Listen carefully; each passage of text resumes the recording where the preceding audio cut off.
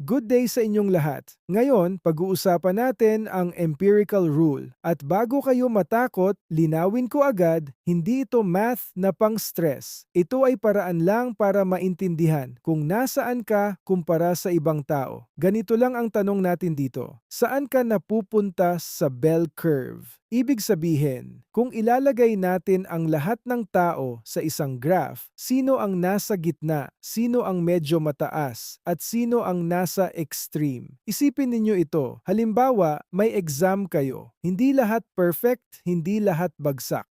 Karamihan, nasa gitna lang. Iyon ang concept ng bell curve. May average, tapos may mga tao sa paligid nito, may konting mas mataas, may konting mas mababa, at may iilan na sobrang taas o sobrang baba. Ang empirical rule ang magtuturo sa atin kung gaano karami ang tao sa bawat part ng curve na yon. Kaya ang goal natin dito ay hindi mag-memorize agad. Ang goal natin ay maintindihan ang pattern. Sino ang marami at sino ang bihira? Ngayon tanong ko sa inyo, sa tingin ninyo, karamihan ba sa tao ay nasa gitna o nasa extreme? Tingnan ninyo itong image, isipin natin na hindi ito grades kundi height ng mga tao. Ngayon, obserbahan ninyo, saan pinakamarami ang tao? Sa gitna. Ibig sabihin, karamihan sa tao ay average lang ang height. Hindi sobrang matangkad, hindi rin mababa. Ngayon, tingnan ninyo yung nasa pinakataas. Kaunti lang sila. Ito yung mga sobrang matangkad. Ngayon, tingnan ninyo yung nasa kabilang side. Iyong mas mababa. Kaunti rin sila. Ito naman yung mga may mababang height. So ano ang pattern? Kaunti ang sobrang matangkad, kaunti ang mababa. Marami ang average. Ngayon, i-connect natin ito sa graph. Kapag ginuhit natin ito, magiging parang bundok or bell shape. At iyan ang tinatawag nating normal distribution. So,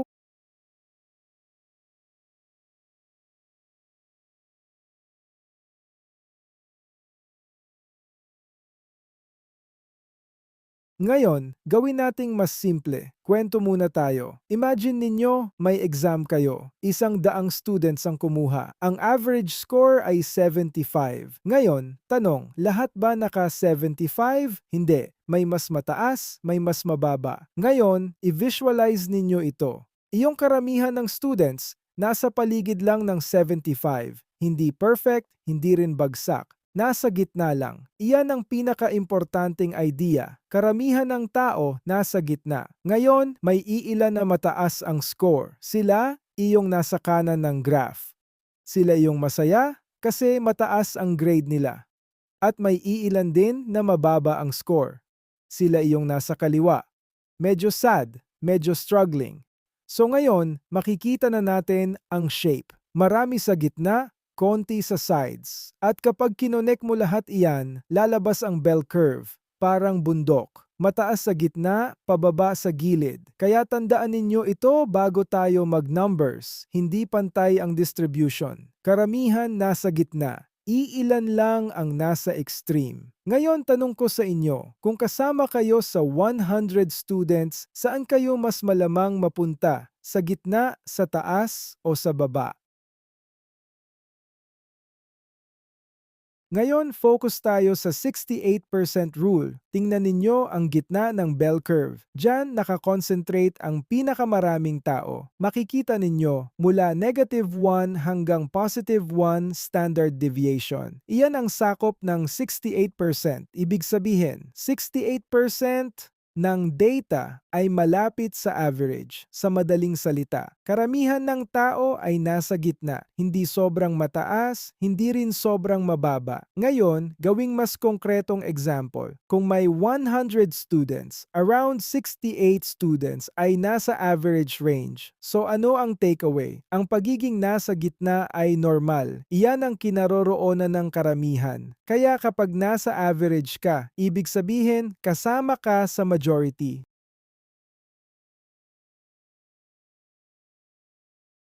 Ngayon, palawakin natin ang understanding ninyo. Ito na ang 95% rule. Kung kanina 68% ang nasa gitna, ngayon mas lalawak na tayo. Sabi ng empirical rule, ang 95% ng data ay nasa mas malawak na range ng average. Ibig sabihin, kung may 100 students, 95 sa kanila ay nasa loob pa rin ng normal range. Ngayon, paano i-visualize ito? Iyong gitna, iyon ang 68%. Ngayon, dadagdagan pa natin ng konti sa left at konti sa right. Kapag pinagsama-sama iyon, magiging 95%. Ibig sabihin, halos lahat ng students nandyan na. May konting mas mababa, may konting mas mataas, pero considered normal pa rin. So ano ang takeaway dito? 95% means halos lahat kasama. Kasama na ang average at medyo malayo sa average. Ibig sabihin, kahit hindi ka nasa gitna pero hindi ka extreme, normal ka pa rin. Ngayon, may natitira. Ilan na lang ang hindi kasama sa 95%? Very small number na lang. Iyon ang nasa pinakadulo. Ngayon, tanong ko sa inyo, kung nasa 95% ka, ibig sabihin ba special ka or normal ka pa rin?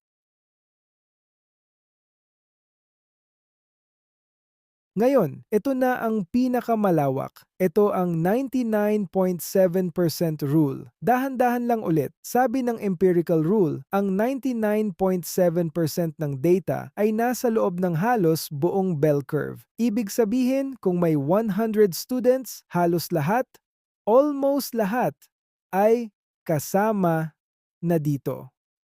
Ngayon, paano ito i-visualize? Kung kanina may 95% na tayo, ngayon, dadagdagan pa natin ng very small na portion sa kaliwa at kanan. Kapag pinagsama-sama yon, magiging 99.7%. Ibig sabihin, halos wala nang naiwan sa labas. So sino na lang ang nasa pinakadulo? Iyong very extreme na cases, iyong sobrang taas or sobrang baba. At gaano sila karami? Very, very few. Halos wala. Kaya, ang takeaway dito ay simple lang. 99.7% ay katumbas ng halos lahat. Iyong nasa dulo ay katumbas ng sobrang bihira. Kaya, kung ikaw ay nasa extreme, either sobrang taas o sobrang baba, rare ka. Ngayon tanong ko sa inyo, mas gusto ninyo bang maging part ng majority or maging rare na nasa extreme?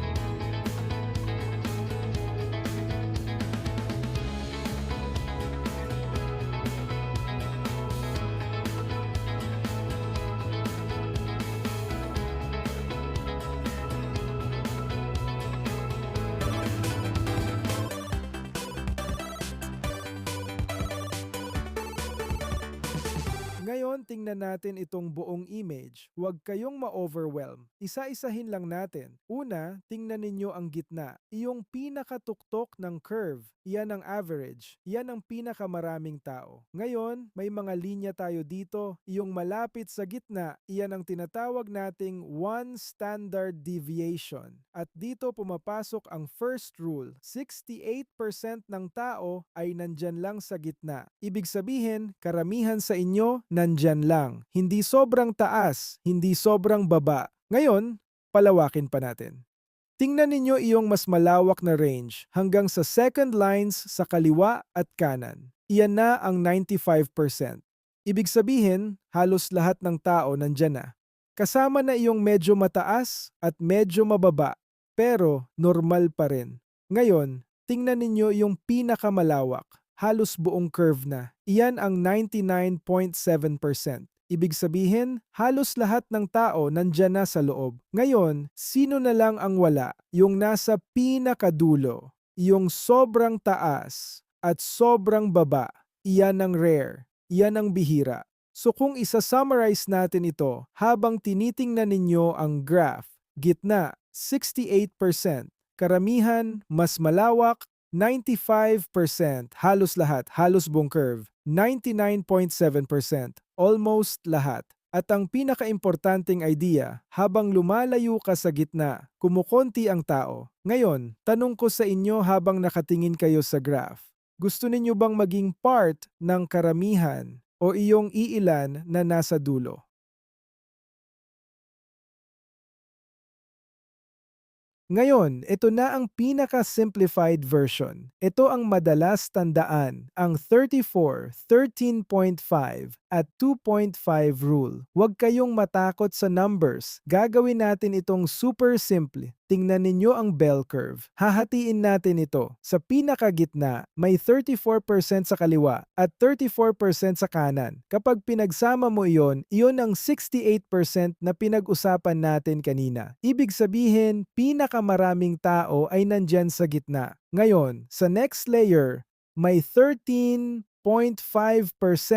sa bawat side. Ibig sabihin, medyo lumalayo na sila sa average, pero normal pa rin. At sa pinakadulo, may 2.5% sa bawat side. Iyan ang extreme. Iyan ang pinakakaunti. So ganito lang ang dapat tandaan ninyo. Gitna, pinakamarami. Medyo gilid. Kumukonti, pinakadulo, sobrang bihira. Huwag nyo muna isipin ang exact numbers. Ang isipin ninyo ay pattern. Marami sa gitna, kaunti sa labas. Bihira sa extreme. Parang buhay lang yan. Karamihan average, may ilang above average, at may iilan na sobrang unique. Ngayon, tanong ko sa inyo, kung ilalagay kayo sa bell curve ng buhay ninyo, nasaan kayo? Sa gitna, sa medyo mataas, o sa pinakadulo?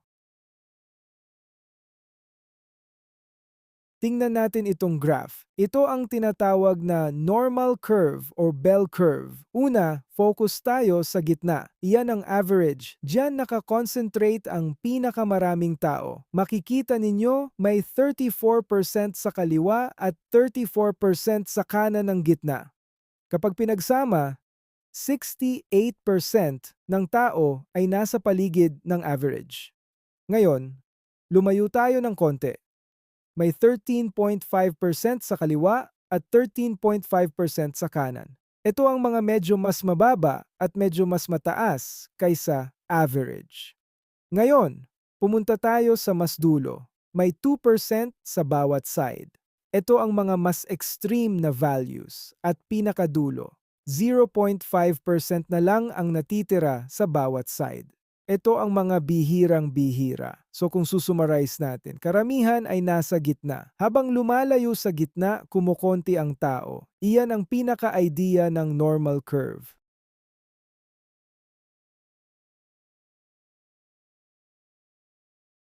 Tingnan ninyo itong larawan. Makikita ninyo na ang mga tao ay nakaayos parang bundok or bell shape. Una, focus tayo sa gitna. Diyan pinakamaraming tao. Ibig sabihin, karamihan ay average. Ngayon, tingnan ninyo habang lumalayo tayo sa gitna. Kumukonti ang tao. Ibig sabihin, mas kaunti ang medyo mataas at medyo mababa. Ngayon, tingnan ninyo ang pinakagilid. Iilan na lang ang tao. Ito ang mga extreme. So ano ang simple idea dito? Marami sa gitna, kaunti sa gilid, pinakakaunti sa dulo, iyan ang normal distribution. Habang lumalayo ka sa average, mas nagiging bihira ang tao. Ngayon, isipin ninyo sarili ninyo. Nasa gitna ba kayo o nasa dulo?